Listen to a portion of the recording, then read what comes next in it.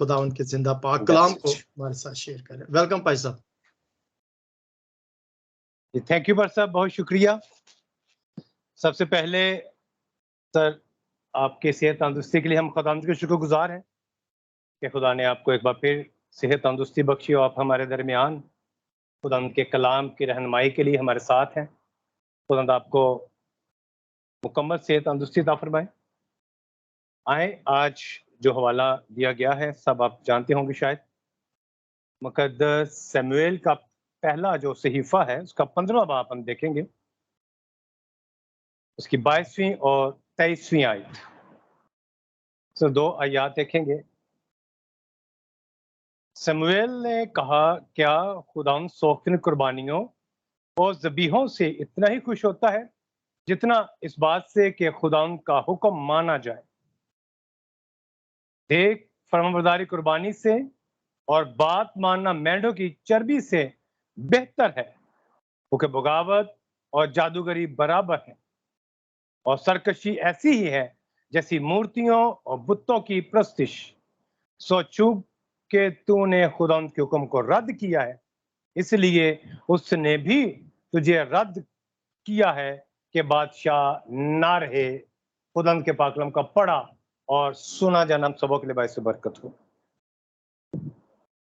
मसीह यीशु में मेरे अजीज बहनों और भाइयों, बनी इस्राएल कौम को खुदा ने अपने काम के लिए चुना। पूरी दुनिया में से उसने इस कौम को अपने लिए अलग कर लिया ताकि ये उसकी हम्द और उसकी तारीफ करने वाले लोग कहलाएं।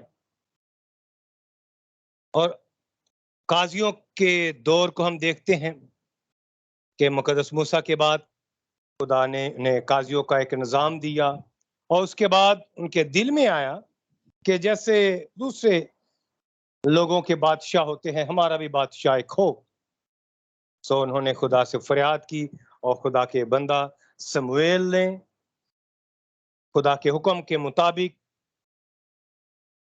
शाऊल को बतौर बादशाह के मसा किया और वो इस्राएल की बादशाहत करना उसने शुरू कर दी। जब हम देखते हैं कि शाऊल और शमूएल की आपस में मुलाकात होती है, तो उस वक्त शाऊल जो है बड़ा ही फरमाबरदार ताबेदार सा हमें एक शख्स नजर आता है, खाकसार इंसान नजर आता है और खुदा से के बंदा के सामने इल्तिजा करता है कि मैं तो बनी इस्राइल के लोगों में से सबसे छोटे कबीले का एक मेंबर हूं और खुदा ने मुझे इस काम के लिए चुन लिया कि मैं बनी इस्राइल कौम का बादशाह बनूं। वहां पर उसके अल्फाज में क्या है, बड़ी ताबे फरमानी है कि वो अपने आप को छोटा बना रहा है और उसके बाद हम चंद लम्हों की बात देखते हैं कि वो छुप जाता है कि कहीं मैं बादशाह ना बन जाऊं। लेकिन जैसे ही वो बादशाह बन जाता है और चंद साल ही गुजरते हैं तो खुदा के हुक्म, खुदा के फरमान को वो भूल जाता है कि खुदा मेरे लिए क्या मंसूबा रखता था और खुदा ने मुझे किस काम के लिए चुना कि मैं इस्राएल की रहनुमाई कर सकूं, उनका लीडर बन सकूं। जैसे ही बादशाह का ताज उसके सर के ऊपर आया और उसके अल्फाजों को कदर मिलना शुरू हुई कि जो वो कहता था वो हो जाता था, जो वो किसी को ऑर्डर करता उसी के मुताबिक वो काम होता। और इन तमाम बातों की वजह से उसके दिल में बादशाह की जो हुर्मत है, जो रौब है, वो उसके दिल में आहिस्ता आहिस्ता जगह उसने बनाना शुरू की। और खुदा का हुक्म आया कि अमालिकियों को तू क्या कर, मार और जो कुछ उनका है सबको बिल्कुल नाबूद कर दे।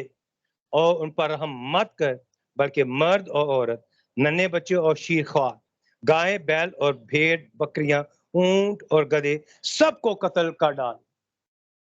खुदा ने क्या हुक्म दिया था उसे कि जो कुछ भी अमालिकियों का है, जो अमालिकियों की मलकियत है, वो भी, और तमाम अमालिकियों की नस्ल जो है वो क्या कर, उसको तो मार डाल, रहम ना करना। क्यों? खुदा ने इतना सख्त ऑर्डर पास कर दिया साउल के लिए कि ये काम तूने करना है। इसकी हम बैकग्राउंड थोड़ी सी देखते हैं कि जब बनी इस्राएल कौम बियाबान में थी, मिस्र की गुलामी से आजाद हुई, तो वहां पर हम देखते हैं कि अमालेक वो कौम थी जिन्होंने इनके ऊपर, जब ये कमजोर थे, रहम ना किया। अमालेकियों ने, जब इस्राएली कमजोर थे, नातवां थे, तो इन्होंने उन पर रहम ना किया, उनके कमजोरों को मारा। और खुदा ने वहां पर कसम खाई, वहां पर कसम खाई कि मैं अमालेकियों को नेस्त नाबूद करूंगा। और इतना अरसा गुजर जाने के बाद फिर खुदा को इस काम के लिए अपने बंदा सौल का चुनाव करना पड़ा, क्योंकि खुदा ने ये पहले से फरमा दिया था कि अमालेकियों ने मेरी कौम को, मेरे बच्चों को क्या किया है, मारा है। इसलिए मैं अब क्या करूंगा, इस्राएल के लोगों को जिन्होंने मारा है, मैं उनको मारूंगा। और खुदा का फरमान सौल के पास पहुंचता है। जैसे ही सौल के पास उसका पैगाम पहुंचता है, तो सौल जाता है और अमलीकियों पर फतह हासिल करता है। और गलती कह ले या उसका घुमंड कहें, क्योंकि जो उलमा है, जो तफसीर, जो ट्रांसलेशंस में मैंने इसे देखा, वहां पर लिखा है कि इसके दिल में घुमंड आ गया, इसके दिल में घुमंड आ गया कि इसने ये किया कि जो अच्छे अच्छे जानदार थे, अच्छे जानवर थे, उनको उसने मारा नहीं। ना सिर्फ उनको, बल्कि बादशाह को भी वो कैद करके अपने साथ ले आया, अजाज को। अमालेक के बादशाह अजाज को ले आया हूं। और जब शमूएल को पता चलता है कि शाऊल ने खुदा के हुक्म को नहीं माना, क्या किया उसने? उसने अपनी मर्जी का इस्तेमाल किया और अमालेक के बादशाह को, अमालेक के जानदारों को वो अपने साथ ले आया, क्योंकि खुदा के हुक्म को उसने ना माना। और अब वो खुदा को खुश करने के लिए, खुदा के बंदा को खुश करने के लिए, अब वो कैसे अल्फाज इस्तेमाल कर रहे हैं यहाँ पर, इन अल्फाजों का उसका चुनाव जो है वो बड़ा डिफरेंट है। 15वीं आयत में हम देखेंगे, साउल ने कहा कि ये लोग उन अमालेकियों के हाथ से ले आए हैं, इसलिए कि लोगों ने अच्छी अच्छी भेड़ बकरियों और गाय बैलों को जीता रखा ताकि उनको खुदावन तेरे खुदा के लिए जिबा करे, और बाकी सबको तू हमने नेस्त कर दिया। बाकी सबको तो हमने नेस्त कर दिया, लेकिन हमने क्या किया?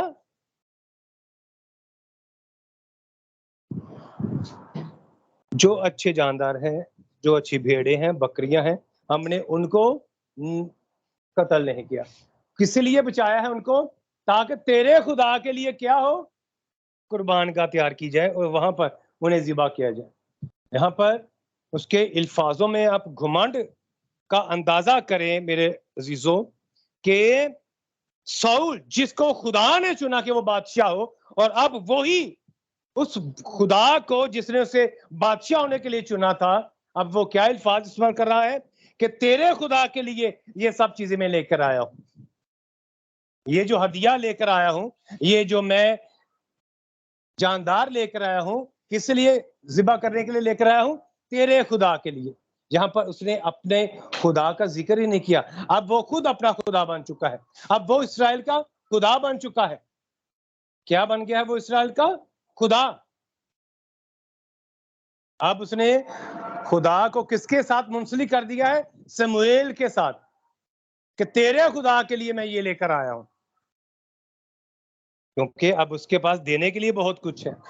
पहले वो कहता है कि मैं तो एक छोटे से कबीले का एक छोटा सा आम सा इंसान हूं, और अब जब बादशाह बन चुका है तो उसके इल्फाज खुदा के नबी के साथ आप देखें कैसे है, कि उसको कहता है कि तेरे लिए, तेरे खुदा के लिए ये सब कुछ मैंने किया है। अपना उसने काम तब्दील कर दिया। खुदा की खुशनुदी को हासिल करने का उसने कौन सा फार्मूला इस्तेमाल किया है? भेड़ बकरियों के वसीला से, हदिया जात के वसीला से खुदा को खुश करने की कोशिश में है। इसलिए ये आयत जो अभी आप पढ़ी गई है, इसका बैकग्राउंड जानना इंतहाई जरूरी था कि मुकद्दस शमूएल ने ये क्यों कहा कि खुदा सौखन कुर्बानियों से, ज़बीहों से इस तरह खुश नहीं होता, जितना इस बात से कि उसकी बात, उसका हुक्म जो आप तक पहुंचाए उसको पहले माना जाए, उसको पहले माना जाए। आज का मसीही जिसके पास अब वसाइल ये है कि वो अब अपने हदिया जात को, अपने दयायकियों को बाकायदगी के साथ उसने जब से देना शुरू किया है, कहता कि मैं अब इस लायक हूं कि मैं दे सकता हूं। अब बात मानना उसके लिए हम नहीं है। अब बात मानना उसके लिए हम नहीं रहा। अब वो कुर्बानियों को ज्यादा अहमियत उसने देना शुरू कर दी है। अब कुर्बान गाह और खून बहाना उनको ज्यादा अहम लगता है बानिस्बत इसके कि उसका हुक्म माना जाए। और जो शख्स हुक्म नहीं मानता उसको सैमुएल ने बड़ा ही खूबसूरत टाइटल दिया है। जो हुक्म नहीं मानता वो कौन है? बगावत करने वाला और सरकश है। हम जब खुदा का हुक्म नहीं मानते, जब खुदा के बंदों का हुक्म नहीं मानते, तो हम बागी और सरकश हो जाते हैं। और बागी और सरकश के लिए यहाँ पर एक जबरदस्त उसे टाइटल दिया गया है, बागी को, सरकश को, कि वो जादूगर है। वो कौन है? जादूगर है और बुतों और मूर्तियों की प्रस्तिश करने वाला परस्तार है। किसका वो परस्तार है? मूर्तियों का, बुतों का परस्तार है वो। फिर वो खुदा का परस्तार नहीं रहा। जो आयत हम अपनी रोजमर्रा की प्रस्तिश की लाइफ में इस्तेमाल करते हैं कि खुदा कैसे परस्तार ढूंढता है? जो रूह और सच्चाई से उसकी प्रस्तिश करते हैं। और यहाँ पर जो सरकिश शख्स है, जो बगावत करने वाला शख्स है, जो खुदा को खुदा नहीं बल्कि खुद को सौल की मानद खुद खुदा बना चुका है, जिसके इल्फाजों में जब थोड़ी सी कुव्वत आ जाती है, जिसके इल्फाजों में ये ताकत आ जाती है कि लोग उसकी बात मानना शुरू कर देते हैं। खुदा की हजूरी में उसकी बात मानी जाती है। जब कभी चंद मौजज़ात जब हम कर लेते हैं तो हम क्या बन जाते हैं? हम खुद अपने आप में एक हस्ती बन जाते हैं। हम कहते हैं कि हम भी एक हस्ती है, हमारा भी अब एक मुकाम है, हमारे वसीले से खुदा ये कर रहा है, हमारे वसीले से ये हो रहा है। मैं बोलता हूं और हो जाता है। और किस लिए हो रहा है? क्योंकि हम खुदा की हजूरी में कुर्बानियां गुजरानते हैं। सुबह शाम मैं कुर्बानी गुजरानता हूँ, मैं 6 घंटे दुआ में ठहरता हूँ, मैं 8 घंटे दुआ में ठहर जाता हूँ। ये भी हमारी कुर्बानी का एक अंदाज है, जो हम समझते हैं कि जितना हम दुआ में ज्यादा ठहरेंगे उतना ही खुदा हमारी सुनता है। मेरे अजीजों, एक बहुत ही अच्छी बात आप अपनी जिंदगी में नोट कर लें कि हमारी स्पिरिचुअल लाइफ जो है, हमारी रूहानी जिंदगी जो है, उसका म्यार दुआ के बाद शुरू होता है। जब हम दुआ से उठ जाते हैं, अगर हम 2 घंटे दुआ किए, 5 मिनट दुआ किए, आधा घंटा दुआ की है, उसका मकाम कहां पर जज किया जाएगा? जब आप दुआ से उठकर दूसरे लोगों के पास जाते हैं। जैसे साउल अब फतह करने के बाद अब खुदा के बंदा के पास पहुंचा है। किसके पास? खुदा के बंदा के पास पहुंचा है। तो मैसेज नहीं आया। तो अब खुदा के साथ उसकी गुफ्तगू कैसी हो रही है? खुदा के बंदे के साथ उसकी गुफ्तगू कैसी है? ऐसे ही हमारी भी गुफ्तगू, जब हम खुदा के कलाम की तरफ राग़िब होते हैं, खुदा को जब हम अपना शख्सी निजात देंदा कबूल करते हैं, तो उस वक्त हमारा रवैया जो है वो बहुत ही अच्छा होता है। हम बड़े हम्बल होते हैं, और जैसे जैसे हम ग्रोथ करते जाते हैं, जैसे ये जो बादशाह साहब हैं,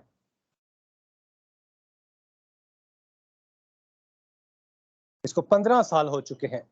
ये वाकया कब का है? 15 साल उसको हो चुके हैं बादशाहत करते हुए। साउल को कितना अर्सा हो चुका है? 15 साल काम करते हुए हो चुके हैं बतौर बादशाह के। और 15 साल के दरमियान दरमियान उसके अंदर हवा इतनी भरी गई, वो बादशाह का जो सारा दारोमदार था, जो बादशाह की सारी हैसियत होती है, जो बादशाह का मकाम होता है, बादशाह के जो फरमान होते हैं, वो उसके अंदर घर करते गए। आहिस्ता आहिस्ता उसके दिल में जो ज़बूर नवीस बयान करता है दूसरे ज़बूर में, मैं तो अपने बादशाह को अपने कोहे मुकद्दस पर यानी कि दिल में बिठा चुका। जो दिल में पहला बादशाह था, जिसको बादशाहों का बादशाह हम कहते हैं, उसकी जगह पर उसने खुद अपना तख्त बना लिया। उस तख्त पर अब वो खुद बैठ गया है, कोई दूसरा शख्स अब उसकी जगह पर नहीं है। कोई हस्ती जो इस जहां को खल करने वाली है, अब वो वहां पर नहीं है। अब वो खुद वहां पर बैठ गया है और साउल से कहता है कि अब वो खुदा तेरा है, मेरा खुदा जो है अब वो मेरा खुदा नहीं है। यहाँ पर उसके अल्फाज बड़े कंफ्यूज कर देने वाले। मैं जब जब इन अल्फाजों को पढ़ता हूँ तो मैं फौरन इन्हीं अल्फाजों पर रुक जाता हूँ। खुदावन तेरे खुदा के लिए, हालेलुया, क्या अल्फाज इस्तेमाल कर रहा है कि बादशाह जैसे ही हम बन जाते हैं, जैसे ही इख्तियार हमारे पास आ जाता है, तो हम खुदा के लिए अल्फाजों का चुनाव जो है वो बदलते जाते हैं। खुदा के लिए अल्फाजों का चुनाव भी हमारा डिफरेंट हो जाता है। जैसे साउल शमूएल के सामने अब क्या अल्फाज कर इस्तेमाल कर रहा है? खुदावन तेरे खुदा के लिए। वो अपने खुदा के लिए यहाँ पर लफ्ज इस्तेमाल नहीं कर रहा। इसीलिए तो खुदा का बंदा शमूएल ने उसे सरकश और बागी कहा है। क्या कहा है? कि वो सरकश और बागी है। और खुदा ने फिर क्या किया उसके साथ? कहा कि अब तो आइंदा बादशाह नहीं रहेगा, क्योंकि तूने खुदा को रद्द कर दिया और खुदा ने तुझे रद्द कर दिया है। खुदा ने तुझे रद्द कर दिया है। जादूगरी का एक अहद जदीद में भी बड़ा खूबसूरत हवाला में मिलता है कि लालच बुतप्रस्ती के बराबर है। लालच किसके बराबर है? बुतप्रस्ती के बराबर है। जब लालच हमारी जिंदगी में आ जाता है तो हम सरकश हो जाते हैं, बागी हो जाते हैं। क्योंकि लालच जो है वो ना सिर्फ पैसे का लालच होता है, बल्कि इस लालच में और बहुत सी चीजें इन्वॉल्व होती हैं। मिसाल के तौर पर मुझे लालच है कि मेरा नाम जो है वो दुनिया में मशहूर हो, लोग जाने कि मैं बहुत ही आला प्रीचर हूं। ये भी लालच है मेरे अंदर। मेरे वसीला से इतनी रूहें जो है वो बदल रही हैं, इतने मौजज़ात मैं कर रहा हूं, ये भी मेरे अंदर लालच है। क्योंकि लालच क्या है कि मेरे वसीले से मौजज़ात हो रहे हैं, मेरे वसीले से इतने लोग तौबा कर रहे हैं। जबकि खुदा का कलाम हमें क्या सिखाता है कि हमारा काम है कलाम सुनाना, और तब्दीली का काम किसका? रूहुल कुद्दस का। मौजज़ात किसके वसीला से होते हैं? तो यीशु मसीह के नाम के वसीला से मौजज़ात होते हैं। और हम क्रेडिट किसको दे रहे हैं? अपने आप को। ऐसे ही लालच हमारे अंदर आता है। बाज़ औक़ात हम खुदा को पीछे रख के अपनी औलाद को और अपने स्टेटस को, अपनी जॉब को हम बहुत आगे ले जाते हैं। जहां पर यीशु मसीह ने भी कहा कि अगर कोई मुझसे ज्यादा अपने बाप से, अपनी मां से मोहब्बत रखता है तो वो मेरे लायक नहीं है। ये लालच किसके बराबर है? बुत परस्ती के बराबर, जादूगरी के बराबर, कि हम किसी और को खुदावंद यीशु मसीह की जगह दे रहे हैं। पैसों का लालच, उसके पास ये गाड़ी है, मैंने उससे बड़ी गाड़ी लेनी है। आहिस्ता आहिस्ता हम अपने इस म्यार को बढ़ाते चले जाते हैं। आज सुजुकी है, कल मेरे पास टोयोटा हो, फिर होंडा हो, फिर किया की गाड़ी है, फिर साथ ही हम लैम्बोर्गिनी की बात करना शुरू कर देते हैं। ऑडी हमारे पास आ जाए, रोज राइस हमारे पास आ जाए। ऐसे हमारे रोज बरोज अंदाज जो है, मयार जो है वो बदलते रहते हैं और हम लालच में आगे बढ़ते जाते हैं। और लालच में हकीकत में हम नहीं बढ़ रहे होते, हम अपनी सरकशी में भर रहे होते हैं। हमारी सरकशी जो है वो रोज बरोज हमारे अंदर सर उठाना शुरू कर देती है। हमारे अंदर सर उठाना शुरू कर देती है। हमारा सर जो है वो ऊपर उठना शुरू हो जाता है, ऊपर उठना शुरू हो जाता है।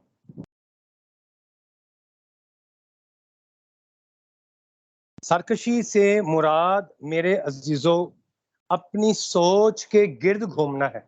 सरकशी से क्या मुराद है? अपनी सोच के महवर एक हाला बना लेना और उसी सोच को सबसे आला और सबसे अफजल समझ लेना, ये सरकशी है। जैसे साउल ने समझ लिया कि मैंने जो किया है वो बेहतर किया है। मैं जो जानवर ले आया हूं, मैं जो बादशाह को जिंदा यहां पर ले आया हूं, ये मैंने अच्छा किया है। कि ये है सरकशी। उसने जो सोचा वो अपनी नजर में उसने क्या किया कि मैंने भला किया है। मैंने खुदा के लिए इतनी भेड़ें, इतने जानदार ले आया हूं ताकि हम खुदा के मज़बा को लहू से भर दे और खुदा बड़ा खुश होगा। हमारा खुदा मेरे अज़ीज़ों इन चीजों से खुश नहीं होता। चाहे हम पूरा साल दयकी की बजाय हम 80% अपना सरमाया खुदा के लिए इस्तेमाल करते रहें और खुदा की जो बुनियादी बातें हैं, जो जरूरी बातें हैं, उनको अपनी जिंदगी में शामिल ना करें तो हमारे हदीये बातिल हैं। ये मेंढे हमारे लिए, ये कुर्बानियाँ, ये ज़बीहें, ये कुर्बानियाँ, ये जो कुछ भी हम खुदा के लिए अपनी पहचान के लिए करते हैं, अपने नाम की बढ़ाई के लिए करते हैं, ये सब फिर ज़ीरो हो जाता है। सो आज हम साउल की ज़िंदगी से ये सीख रहे हैं कि साउल जिसको खुदा ने चुना था, जिसको खुदा ने चुना था, उसकी ज़िंदगी में कैसे सरकशी पैदा हुई, कैसे वो खुदा का बागी बन गया और खुदा ने उसे रद्द कर दिया। आज भी खुदा का वही मेथड है, वही तरीकाकार है। जैसे ही हम सरकश बन जाते हैं, हम बागी बन जाते हैं, तो खुदा हमें छोड़ देता है। यहाँ पर जो आयत हमें नजर आ रही है, ये मैंने बताया आपको, नोट किया था आपने शायद, 15 साल अभी उसे खिदमत करते हुए थे। कितने साल? 15 साल। और इसकी टोटल बादशाह का दुरानिया कितना है? 40 साल का। इसका मतलब है कि 25 साल फिर भी खुदा ने इसकी बादशाहत को कायम रहने दिया। रद्द कब कर दिया इसे? पहले ही रद्द कर दिया है। 15, 16, 14, 15 साल पहले खुदा ने उसे रद्द कर दिया कि तू बादशाह के तौर पर अब नहीं रहेगा। खुदा ने अपनी रूह उससे जुदा कर ली और एक बुरी रूह उसके ऊपर भेज दी। एक बुरी रूह भेज दी, बादशाह वो फिर भी रहा, लेकिन 25 साल तक वो इस जमीन में अजियत झेलता रहा। इस जमीन में क्या झेलता रहा? अजियत झेलता रहा। ऐसे ही हमको जब खुदा रद्द कर देता है तो खुदा का जो असूल है कि वो देकर वापस नहीं लेता, और खुदा ने उसे जो दुरानियां दिया था उसको पूरा किया, लेकिन उसके साथ खुदा ने अजियत परेशानी दे दी।